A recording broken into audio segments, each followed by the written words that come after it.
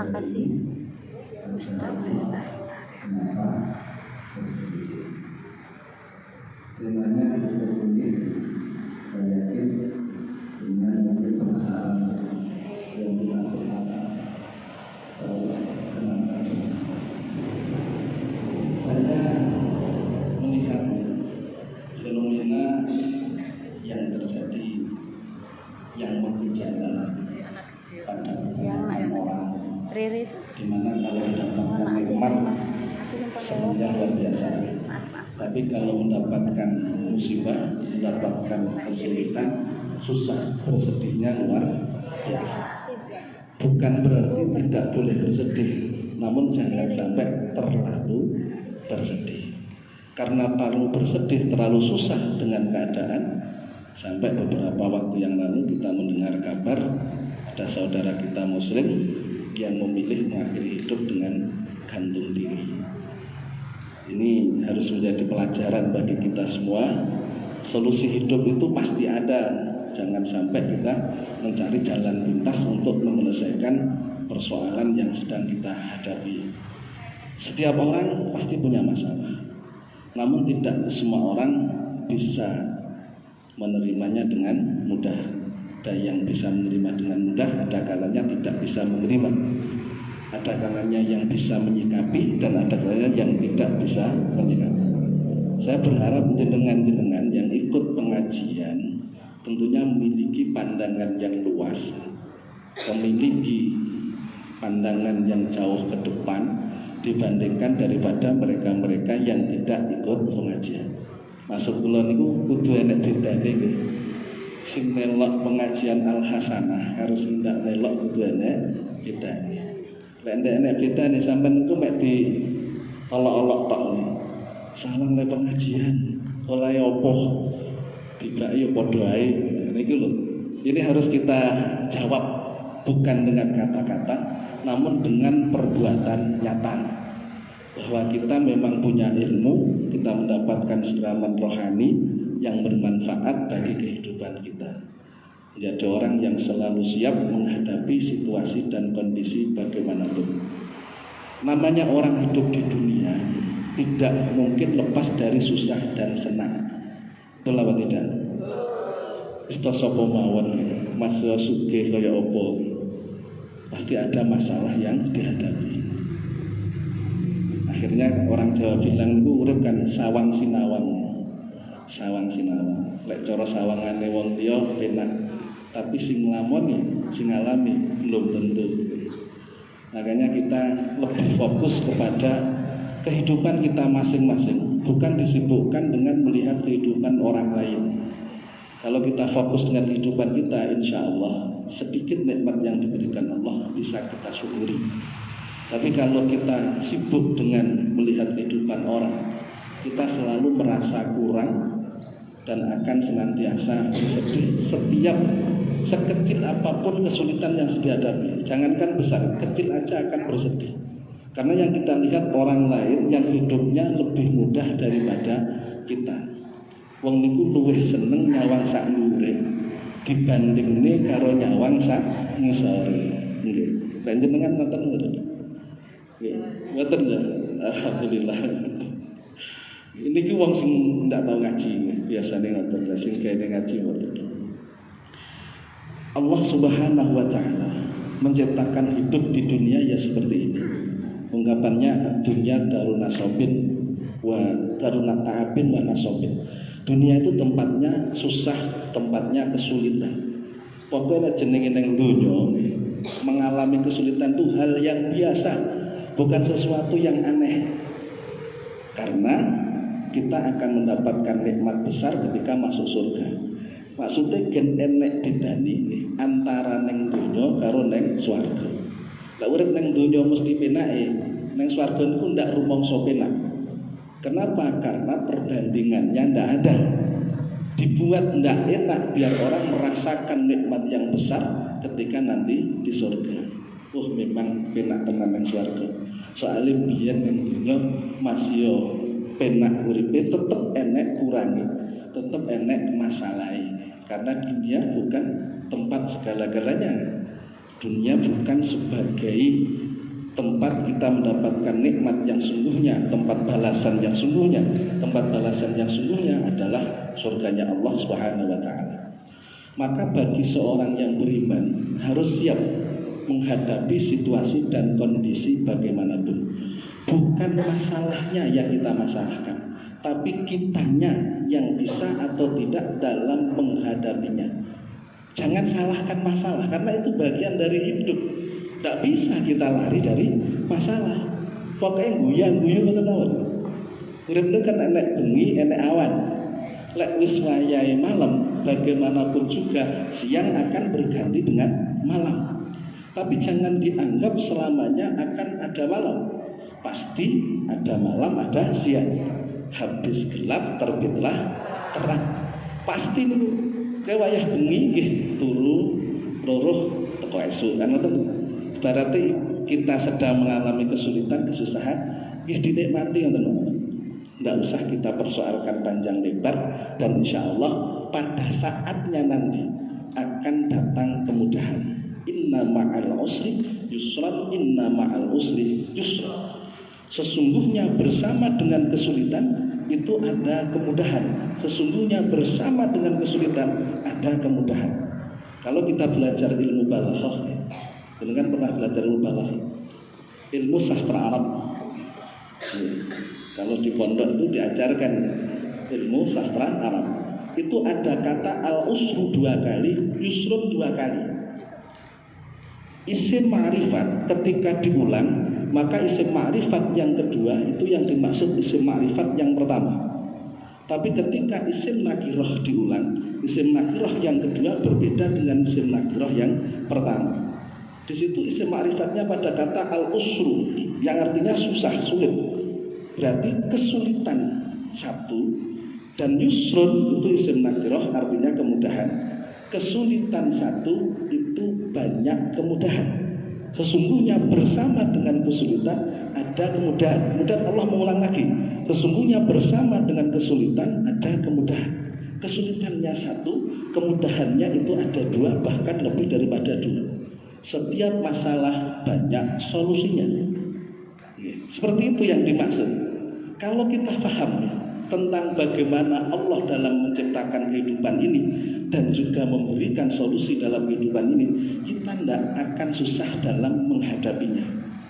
Karena yang membuat kita susah biasanya kita melihat diri kita itu sendiri. Tidak ada Allah yang bersama dengan kita. Makanya kenapa bersedih padahal ada Allah? Ada Allah, kenapa bersedih? Jangan kita merasa sendiri dalam hidup. Terus kita tanamkan, kalau Allah ngasih kesulitan, Allah pula yang ngasih kemudahan. Tidak mungkin Allah ngasih kesulitan kemudian kita ditinggal tanpa adanya kemudahan yang diberikan Allah kepada kita.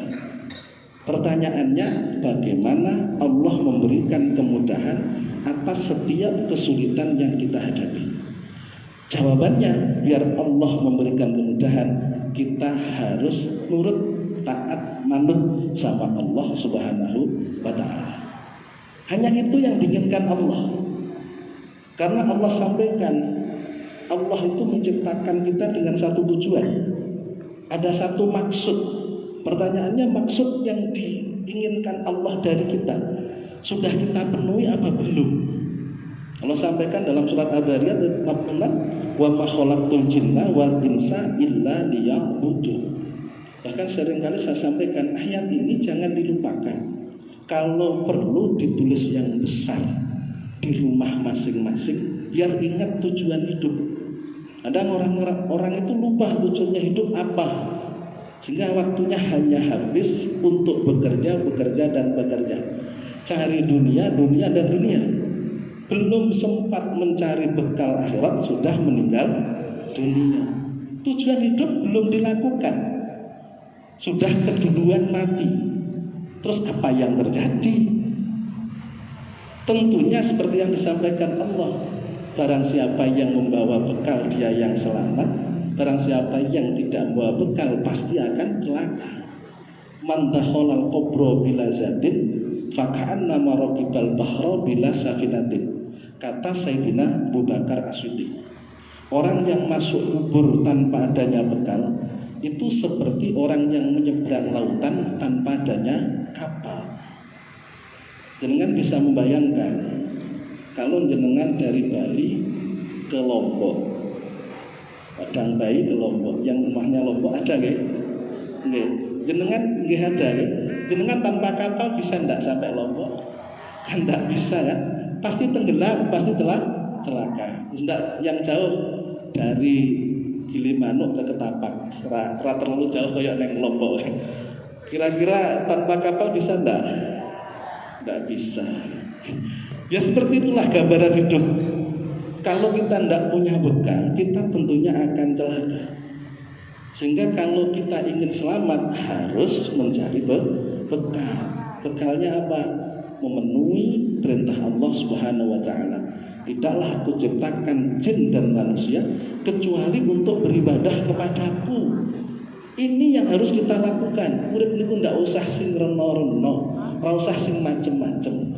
Manut kalih Gusti Allah, insyaallah penak uripe. Nek ngoten tok. Tapi kita itu seringkali ndak manut. Tapi kita minta kepada Allah agar Allah itu manut sama kita. Apa ya? Seimbang ya. Maunya kita manut, maunya Allah manut sama keinginan kita. Tapi kitanya ndak mau manut sama kemauannya Allah. Allah sudah tegaskan, aku ciptakan jin dan manusia hanya untuk beribadah kepadaku. Tapi belas ndak mau mengerjakan ibadah. Lagi maksudnya dari paham ndak? Kalau kita ndak mau ibadah, seharusnya kita itu jangan jadi hamba. Jadi Tuhan.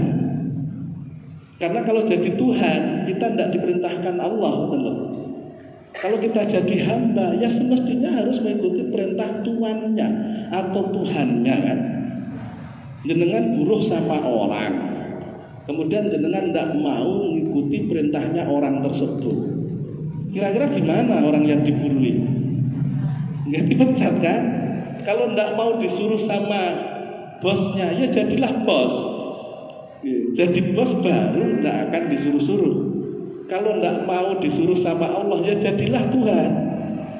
Kira-kira bisa tidak jadi Tuhan? Tidak bisa. Tapi mau bukan Tuhan, tetap statusnya sebagai hamba. Kok tidak mau disuruh sama Tuhannya? Aneh mana? Banyak orang yang seperti itu ya. Nggih. Lah orangnya sehat, tapi tidak mau ibadah, tidak mau sholat. Padahal orang tidak sholat itu ada satu syarat, boleh tidak sholat. Syaratnya itu dua. Satu mati, ya. Nomor dua gila. Sama milih sing endi? Ora milih kabeh kan? Berarti nek ora milih kabeh, mau ndak mau ya harus sholat. Kalau kita memang diperintahkan untuk ibadah, diperintahkan untuk sholat, dan kita sebagai hamba, beratnya sebagai buruh, kok kita tidak mau? Terus maunya apa? Tapi kita menuntut Allah agar Allah memberikan kebahagiaan kepada kita. Ini gimana maksudnya? Kan tidak bisa nyambung. Maunya Allah menuruti keinginan kita, kitanya tidak mau menuruti keinginan Allah. Kira-kira Allah mau tidak menuruti kita? Ya tidak mau kan? Jangan lihat ya, orang-orang yang hidupnya susah itu rata-rata memang jauh dari Allah. Tapi ada orang yang jauh dari Allah kok hidupnya mudah. Itu hanya sekedar di luarnya. Namanya istidrak, dilulu. Ibaratnya seperti ikan ingin ditangkap, dipancing dengan umpan yang disenangi ikan. Akhirnya ikan makan umpan, akhirnya kena pancing, celaka kan? Hanya sebatas itu. Orang tidak pernah ibadah, namun Allah ngasih terus nikmat. Tahu-tahu orangnya mati, belum sempat taubat. Terus gimana ya? Biasanya kan gimana? Kalau orang itu hanya hidup di dunia, mungkin kita tidak mikir jauh, tidak apa-apa. Seperti orang-orang yang tidak mau ibadah itu pasti mikirnya dunia, seolah-olah tidak ada akhirat. Tapi kita kan wajib percaya dengan adanya akhirat, percaya adanya alam kubur, percaya adanya mahsyar, percaya adanya timbangan amal, percaya adanya hisab, percaya adanya sirat, jembatan yang ada di atas neraka, percaya adanya surga, tempat nikmat, dan juga harus percaya adanya neraka, tempat siksaan. Kan seperti itu kita. Kemudian kita punya pandangan yang lain dengan apa yang disampaikan Allah dan Rasulnya. Oh enggak, nanti hidup itu di sana pasti enak. Waktu kecil dimanja, waktu muda foya-foya, waktu tua kaya raya, mati masuk surga. Misalkan pandangan seperti itu. Ini kira-kira benar apa salah? Kan salah, ada surga dan neraka kok. Surga bagi mereka yang taat kok, dan neraka bagi mereka yang tidak taat. Kemudian yang tidak taat inginnya masuk surga. Apa diterima oleh orang yang taat? Pasti nanti kan protes yang taat. Ya Allah, kalau saya seperti ini, jenengan kasih surga, dan dia yang tidak pernah ibadah dengan kasih surga, saya rugi. Wahai Allah, waktu saya hidup di dunia dulu ibadah. Kalau tahu seperti ini, saya tidak mau ibadah, Gusti. Dan seperti itu, protes pasti orang yang masuk surga itu. Lalu golek kangelan, kowe nak penak men segera tahu golek akhirnya mlebu swarga.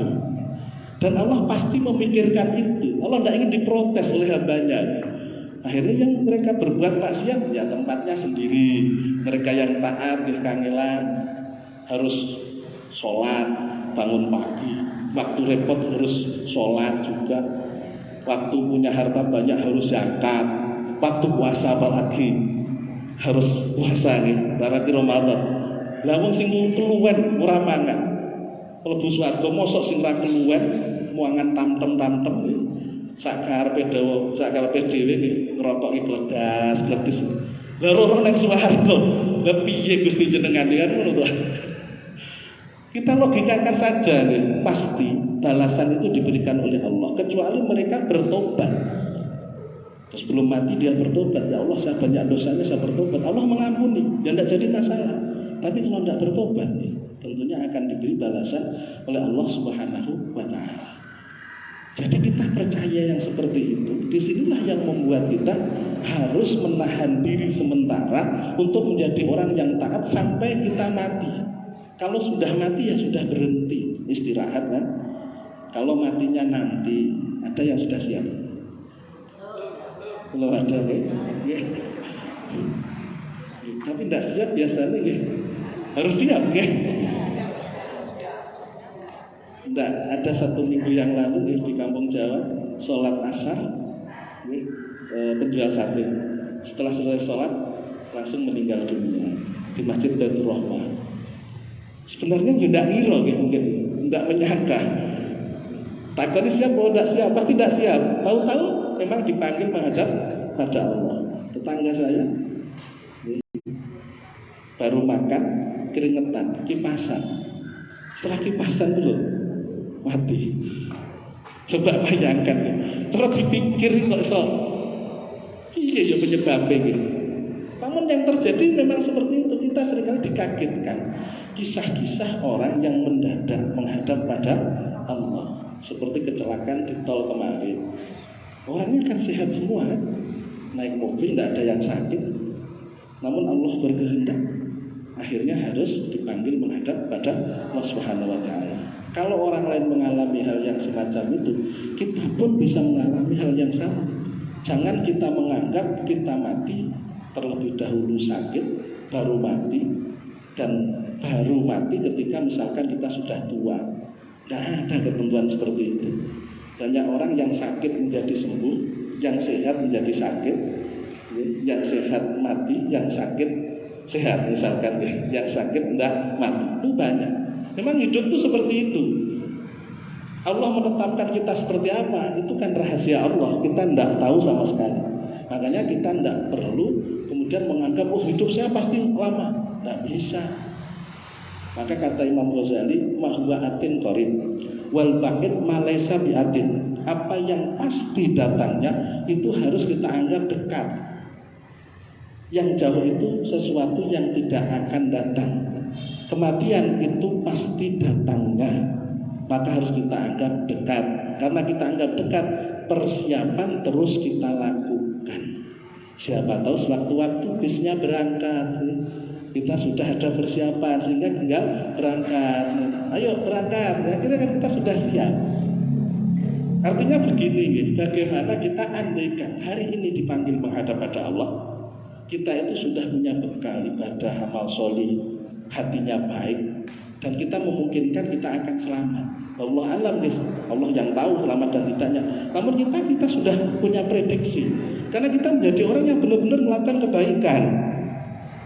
Bukan orang, wah nanti saya berbuat baiknya kalau sudah pulang ke kampung halaman, nanti berbuat baiknya ketika saya sudah menjadi kaya, saya berbuat baiknya, beribadahnya ketika saya nanti sudah tua.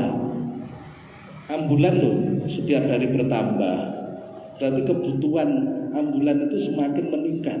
Kematian orang di perantauan itu semakin banyak. Tapi kok masih ada anggapan, saya nanti tidak mati di perantauan, matinya saya setelah pulang kampung halaman ketika saya sudah sukses di perantauan. Siapa yang bisa memastikan? Kan tidak ada. Hal ini yang membuat orang seringkali malas dalam beramal solih, beribadah pada Allah Subhanahu wa Ta'ala. Andaikan mereka orang-orang yang dimudahkan urusannya Allah, sebenarnya mereka adalah orang-orang yang diistidrak oleh Allah Subhanahu wa Ta'ala. Dalam Al-Quran Allah sampaikan, falamma nasu ma dzukiru bihi fatahna 'alaihim abwaaba kulli syai'. Ketika orang-orang itu lupa dari peringatanku, artinya tidak mau nurut sama perintah Allah, maka Allah katakan, aku bukakan pintu-pintu segala sesuatu. Justru kemudahan-kemudahan itu diberikan. Orangnya tidak sadar bahwa itu dilulu hanya pancingan, sehingga dia tidak punya keinginan untuk bertobat pada Allah Subhanahu wa Ta'ala. Hatta idza farihu bima utu akhadnahum bahtah.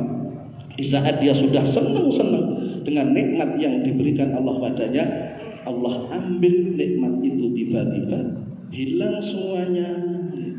Dada, pangkat yang tinggi jatuh jadi hina, penjara seumur hidup atau hukuman mati.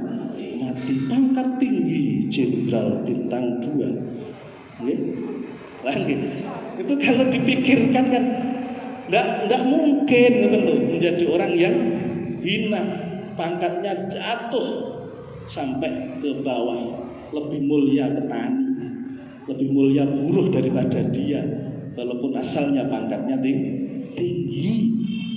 Ketika Allah mengistidrak seseorang, jadilah semacam itu.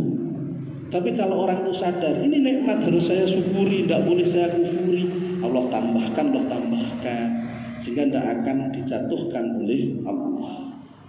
Di saat orang mendapatkan kenikmatan, orang jangan lupa Allah. Orang yang yakin yang berkuasa hidup itu hanyalah Allah, dia walaupun hidupnya mudah, kayaannya banyak, pangkatnya tinggi misalkan, dia tidak akan berani memastikan saya nanti pasti akan berhasil mempertahankan jabatan saya sampai kapanpun, mempertahankan kekayaan saya sampai kapanpun. Tidak akan berani. Kenapa? Karena yang berkuasa hidup hanyalah Allah. Orang ngeyel seperti apapun, kalau Allah berkehendak lain, maka yang terjadi hanyalah apa yang menjadi kehendak Allah, dan kehendaknya orang tidak ada apa-apanya. Karena yang berkuasa hidup adalah Allah. Maka jangan sombong kalau menjadi orang pangkat, menjadi orang kaya. Tetap ingat itu sebagai amanah, sebagai titipan yang harus dijaga dengan baik. Karena ada Allah yang bisa menghabiskan atau menghancurkan, menghilangkan segala-galanya. Sudah tidak ada kuasa pada diri manusia. Begitu juga kalau kita hidupnya susah, jangan kita terlalu bersedih, karena ada Allah. Allah yang akan berikan pertolongannya kepada kita. Ketika Kanjeng Nabi Muhammad berada di Gua Sur bersama dengan Sayyidina Abu Bakar As-Siddiq, itu mau ketangkep sudah hampir tertangkap, akan dikejar-kejar oleh orang-orang Quraisy, akan ditangkap. Sebelumnya rumahnya Rasulullah itu sudah dikepung oleh orang-orang Quraisy, akan dibunuh Rasulullah. Atas kuasa Allah, Rasulullah keluar dari rumah di hadapan mereka. Mereka tidak melihat, karena Allah yang kuasa.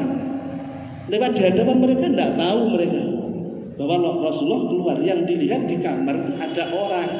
Ternyata yang di sana adalah Sayyidina Ali, menggantikan posisinya Kanjeng Nabi. Ditunggu lama, kok tidak bangun-bangun. Setelah didekati, ternyata Sayyidina Ali. Karena tujuannya adalah membunuh Kanjeng Nabi, yang ada Sayyidina Ali tidak akan dibunuh. Sayyidina Ali anak seorang pembesar Quraisy, Abu Thalib, sehingga mereka menghormati Abu Thalib, sehingga tidak diapa-apakan. Kanjeng Nabi akhirnya kan dikejar, ditemani oleh Sayyidina Abu Bakar, masuk ke dalam goa. Di atasnya ini lalu lalang orang-orang Quraisy. Allah, andaikan mau menengok ke bawah, pasti sudah melihat Kanjeng Nabi bersama dengan Abu Bakar. Abu Bakar khawatir, wah kita pasti ketangkep ini, pasti ketangkep. Tidak ada harapan kita bisa selamat. Apa kata Nabi? La tahzan innallaha ma'ana. Jangan kamu susah wahai Abu Bakar. Kita ini berdua, namun sebenarnya kita bertiga. Ada Allah bersama dengan kita. Sehingga kalau Allah menjaga kita, kita tidak akan tertangkap. Kalau Allah memberikan pertolongannya kepada kita, kita akan selamat. Kalau Allah memberikan sesuatu yang menjadi solusi dari masalah kita, kita akan keluar dari permasalahan kita. Kalau Allah ingin menjadikan kita keluar dari kemiskinan, kesulitan, kita pasti akan keluar dari kemiskinan dan kesulitan. Kita punya Allah, enggak sendiri. Sehingga kalau kita yakin kuasanya Allah, apapun yang terjadi akan bisa diselesaikan oleh Allah. Dan Allah kuasanya tidak ada batasannya. Allah sampaikan dalam surat Yasin, innama amruhu idza arada syai'an ayyaqula lahu kun fayakun. Perkaranya Allah itu ketika menghendaki sesuatu, terjadilah, maka terjadi sesuatu tersebut. Ini kuasa Allah. Allah bukan hanya sekedar ngomong, namun nyata betul. Allah yang kita sembah, Allah yang menciptakan langit dan bumi. Langit itu tebalnya perjalanan 500 tahun. Jarak dari satu langit dengan langit yang lain perjalanan 500 tahun. Tidak ada tiangnya dan tidak ada gantungannya. Enggak dicantole, enggak dicagai. Jatuh enggak? Ambruk no betul. Betul kan? Aman toh? Aman. Nek ambruk awak dhewe mati niki. Kuasanya Allah loh. Seperti itu. Bumi yang kita pijak ini adalah bumi yang diciptakan Allah dengan segala manfaat yang diberikan bumi kepada kita. Allah kuasa menciptakan bumi dan segala isinya. Allah menciptakan kita dari sperma loh. Dari sperma jadilah kita manusia dengan macam-macam bentuk. Ada yang tinggi, ada yang pendek, ada yang kurus, ada yang gendut, ada yang cantik, ada yang sedang-sedang, dan lain sebagainya. Tidak ada yang tidak cantik, semuanya cantik lah. Karena Allah itu menciptakan manusia, itu pasti makhluk yang paling sempurna dibandingkan makhluk yang lain. Jenengan itu kaya apa eleke, sama nyedeki kera misalkan. Panggah luwih ayu jenengan. Jenengan nyedeki karo kebo misalkan, wis to, sak elek-eleke wong tetap lebih sempurna. Kita harus bersyukur. Jangan kemudian kita mencela yang lainnya, kita minder dan sebagainya. Ndak mengurang jalur raopo. Semuanya kan Allah mengendaki. Ya kita syukuri, alhamdulillah dikasih wajah yang mungkin lebih dari yang lain atau sedang lain, tidak masalah. Gusti Allah tidak nyawang apa yang kita tunjukkan di luarnya, tapi Allah melihat apa yang ada dalam hati kita. La tahzan innallaha ma'ana. Jangan kau susah, Allah bersama dengan kita. Namun ternyata apa yang terjadi? Selamat Rasulullah bersama Sayyidina Abu Bakar sampai ke Madinah. Ini benar-benar nyata. Kejadian yang nyata. Sama dengan peristiwa Isra Mi'raj, ini juga di luar jangkauan akal. Perjalanan yang begitu jauh bisa ditempuh dalam waktu yang singkat, karena Allah yang kuasa, betul. Sehingga kita jangan menjadi orang yang bersedih, menjadi orang yang khawatir, menjadi orang yang takut dalam menghadapi hidup, karena kita punya Allah. Yang tidak menyembah Allah saja diberi pertolongan, masa yang menyembah Allah tidak? Kalau kita tidak yakin dengan pertolongan Allah, tidak yakin bantuan Allah, kita itu sebenarnya nyadar bahwa kita itu belum begitu taat sama Allah. Karena memang tidak tahu sholat, tidak apa, orang pakai yakin. Sehingga enak kerjaan, sing bermasalah, wis pusing. Biasanya oleh garatan, tidak oleh garatan, pusing. Karena apa? Karena kita itu tidak yakin akan ditolong Allah, karena kita tidak begitu taat sama Allah. Tapi kalau kita taat sama Allah, nyantai. Lawurung bayar. Kalau Allah belum memberikan, dipaksa seperti apapun, ya tetap tidak bisa. Kalau waktunya malam, kalau belum waktunya pagi datang, dipaksa seperti apapun, dia tidak akan datang pagi. Tidak ada masalah, harus biarin. Apa menjadi pilihan Allah adalah pilihan yang terbaik. Sedangkan pilihan kita kan belum terbaik. Kalau kita taat sama Allah itu kita tidak takut sama sekali.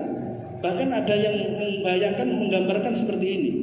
Kalau orang itu diopeni sama orang kaya, pasti tidak akan takut nanti makan apa, kan tidak takut. Karena punya orang kaya yang ngopeni, yang merawat. Kita yang punya Allah, kita punya Allah yang tidak bisa kita ukur kayanya dengan orang yang sekaya apapun. Terus kita kok merasa tidak diopeni sama Allah. Ini kan aneh, tentu. Kita tidak menyembah Tuhan yang fiktif, kita menyembah Tuhan yang ada, wujud. Allah ada, Allah dekat dengan kita, Allah itu kuasa. Tidak mungkin akan membiarkan hambanya dalam kesulitan kalau kita memang memenuhi keinginan Allah. Kalau kita memang tidak mau dengan Allah, ya jangan harap Allah memenuhi keinginan kita. Yang jadi masalah itu bukan Allah, kitanya sebenarnya. Sing modalnya tidak gelem ibadah, mosok sholat ditinggal. Ini kan jawab, benar. Bagi saya itu benar-benar pemberani. Karena ancamannya neraka itu diabaikan. Lah orang tidak sholat di saat Rasulullah SAW itu kan ceritanya dipecah-pecah kepalanya. Yang membuat orang tidak mau ibadah kan karena rasa malas kan. Mikirin norno, bahkan pula nyambut gawe, tak tutup nih, tak tinggal sholat, kerjaan itu terbengkalai. Lawarik dijumuk karo bos. Nah, tidak kan selesaikan, tak tinggal sholat, akhirnya kan jauh. Tidak sido terselesaikan, nanti sanuke bosnya serakai garapan neng aku. Lah ngeten-ngeten itu loh, sehingga teknik ibadah dikesampingkan. Nomornya apa 100, apa 17, apa piro, wallah alam. Nomornya nomor sekian ngoten. Pokoknya sing ketok niku duit. Ganjaran itu dianggap orenek. Padahal benar-benar nyata. Allah tidak mungkin mengabaikan apa yang kita lakukan. Gusti Allah tidak sari.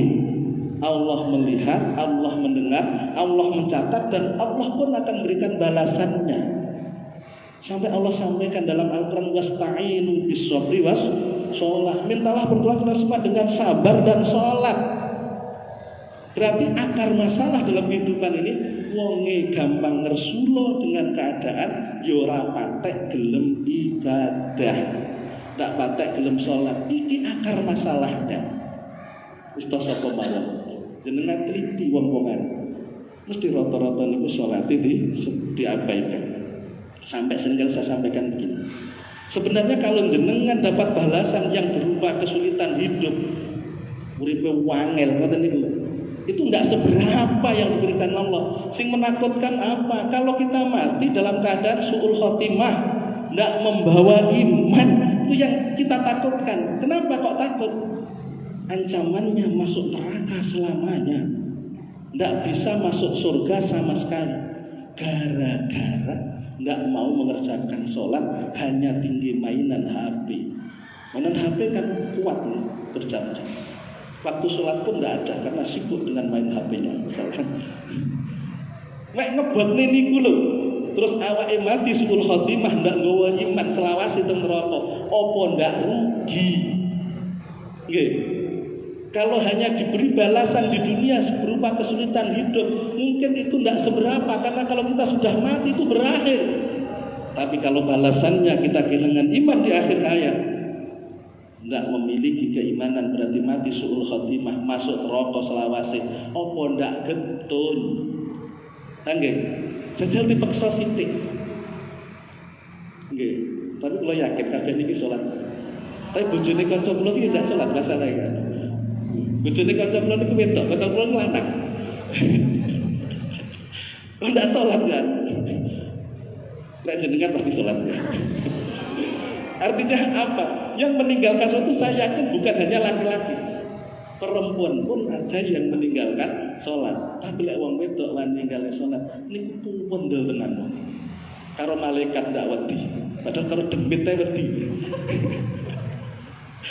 Karo neraka ora wedi.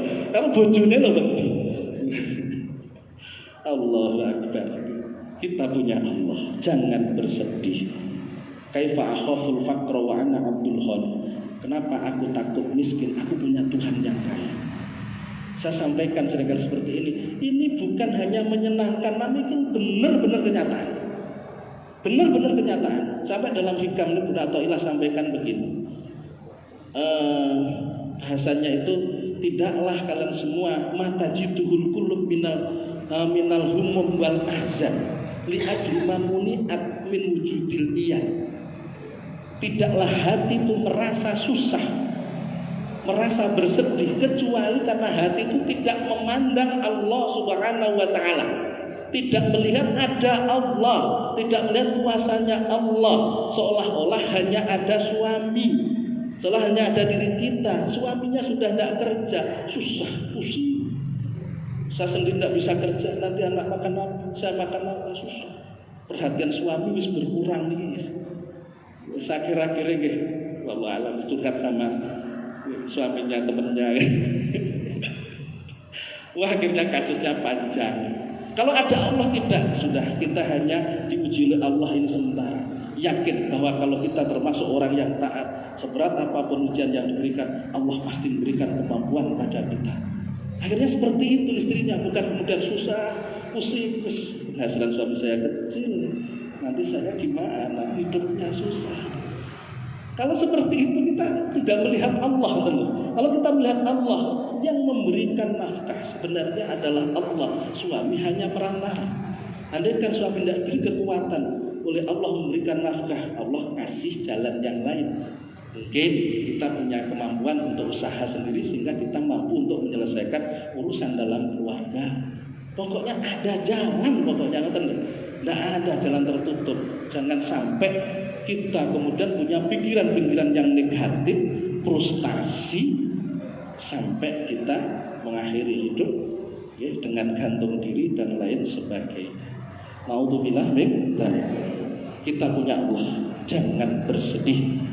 Dan ada Allah yang bisa merubah keadaan. Jangan sombong kalau kita menjadi orang yang memiliki nikmat yang besar. Karena sebesar apapun nikmat yang diberikan, kalau Allah berkehendak mengambilnya, hilang semuanya, hilang. Tidak ada yang tersisa. Jadilah orang tetap taat kepada Allah dalam situasi dan kondisi bagaimanapun, dan yakinkan pada diri ketika kita taat sama Allah, pasti Allah akan memberikan pertolongannya kepada kita. Ala inna nasrallahi qarib. Ingatlah, pertolongan Allah sangatlah dekat. Yang penting sabar, tetap ibadah, pertolongan akan segera datang. Kita tidak akan terus-menerus dalam kesusahan. Ada hari ini, ada hari esok. Kalau hari ini kita belum mendapatkan mudahan, ada hari esok yang akan diberikan Allah pada kita. Kalau besok tidak, besoknya lagi. Jangan kita bersedih. Banyak orang yang sakit gara-gara pikiran, bukan semata-mata makanan. Panganan ini api-api, tapi kalau pikiran ini bisa tidak konsentrasi, akhirnya sakitnya semakin parah bagi yang sakit. Yang tidak sakit akhirnya datang sakit satu persatu sampai timbul stres, stroke, wassalam. Itu saja yang dapat saya sampaikan, mudah-mudahan bisa dipahami. Untuk selebihnya, monggo yang mau bertanya sebelum saya tutup, saya persilahkan. Saya tak duduk dulu.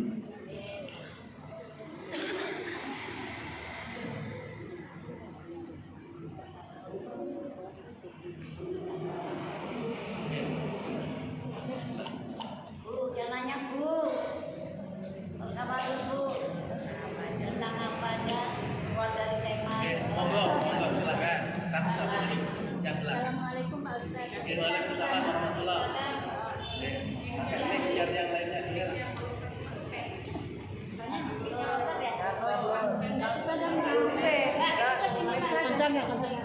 Ini yang baca.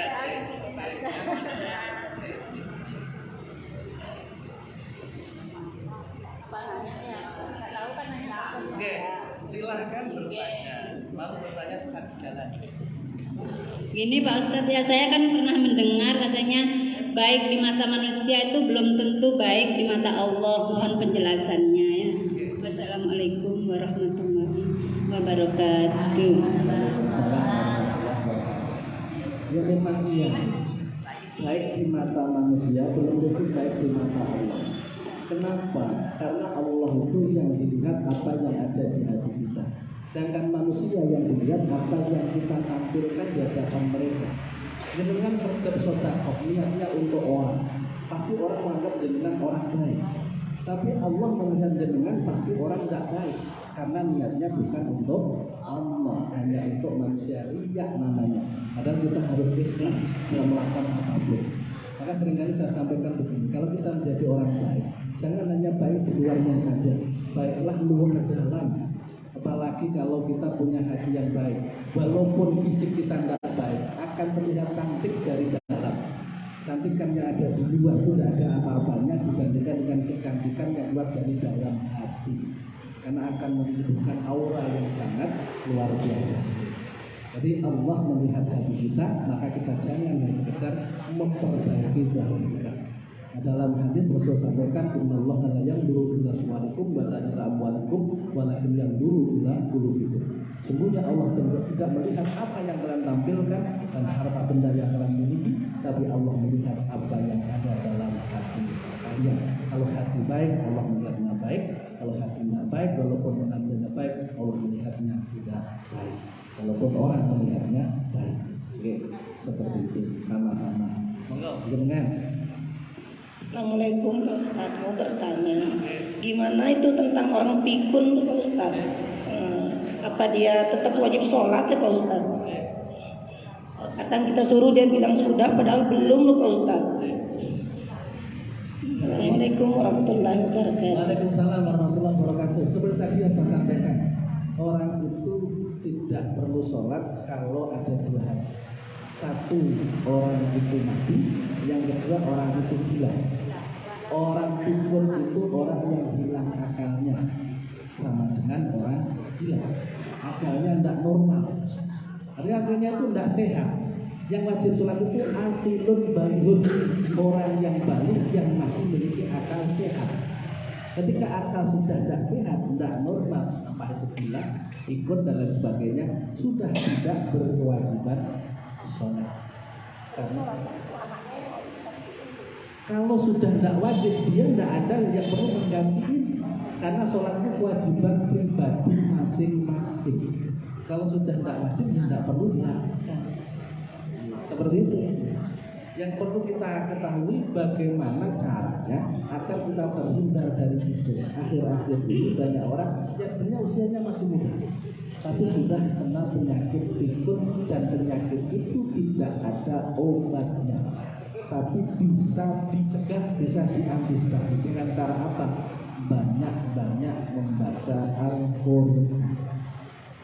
Setiap hari baca Al-Quran, walaupun satu dua ayat, insya Allah akan mencegah, mengantisipasi agar kita tidak menjadi pikun. Oke, seperti itu.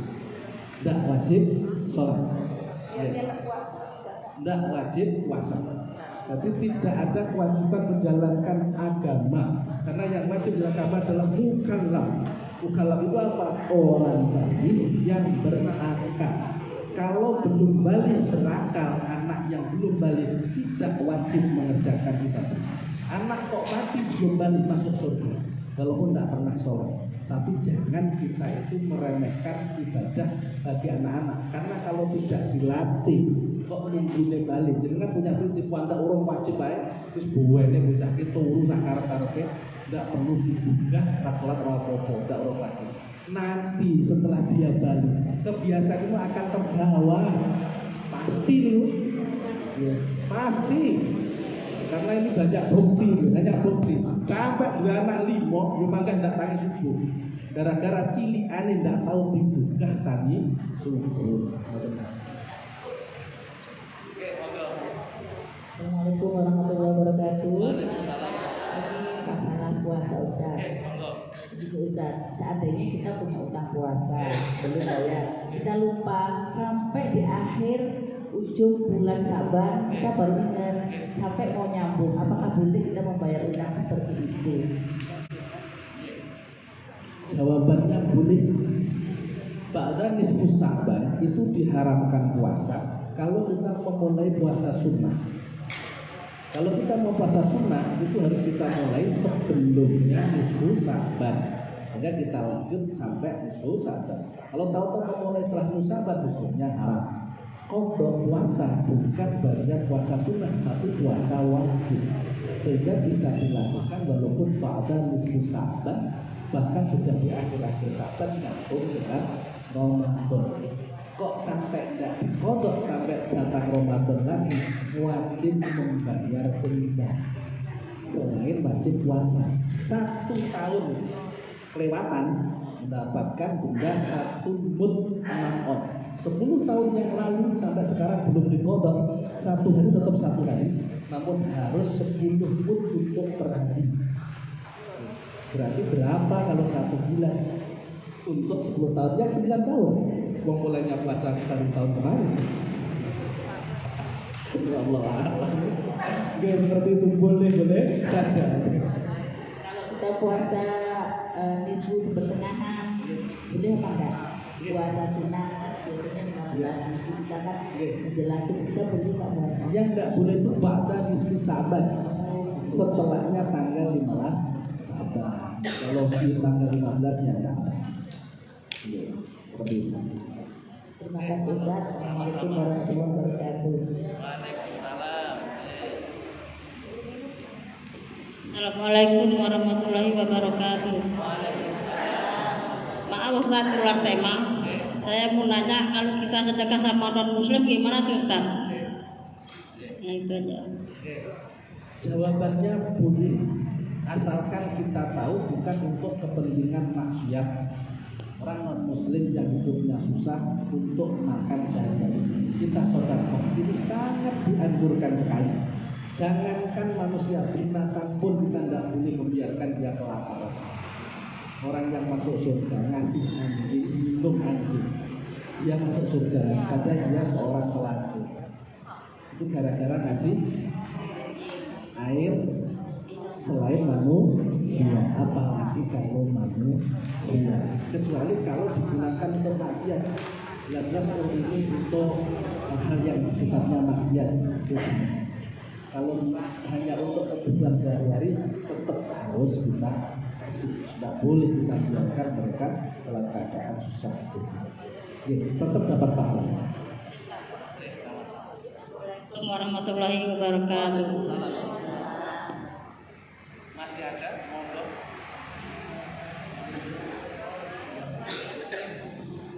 Dari belakang ada yang nanya, sudah terwakili.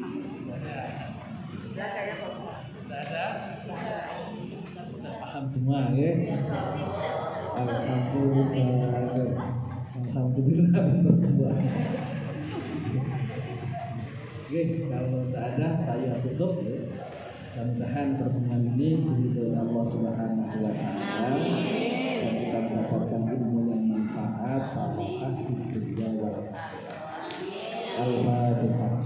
Bismillahirrahmanirrahim.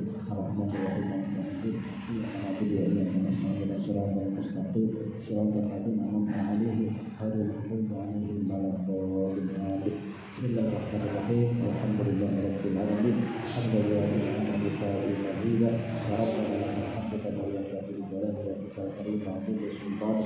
Allahumma alimna ma yanfa'una warhamna bima 'allamtana وزدنا علما واجعلنا ممن يسمعون القول ويتبعون احسنه وارزقنا برحمتك الى الصالحين ربنا لا تدع لنا ذنبا في مقامنا هذا الا غفرته ولا هما الا فرجته ولا دينا الا قضيته ولا مريضا الا عافيته ولا معصيه الا يسرته ولا خير الا هديته ولا جاهلا الا علمته ولا ولاد الا ربيته ولا حسنه في الدنيا والاخره ولا قضيته ويسرته ربنا يغفر لنا الله warahmatullahi wabarakatuh. Anak lana min fadlil khair wa husnil khatimah. Wa na'udzubika min syurril khatimah. Rabbana zalamna anfusana wa illam taghfir lana wa tarhamna lanakunanna minal khasirin. Rabbana atina fid dunya hasanatan wa fil akhirati hasanatan wa qina adzaban nar. Wassallallahu ala sayyidina Muhammadin wa ala alihi wasallam. Rabbana rabbil izzati amma yasifun. Salamun alal mursalin walhamdulillahi rabbil alamin. Al-Fatihah.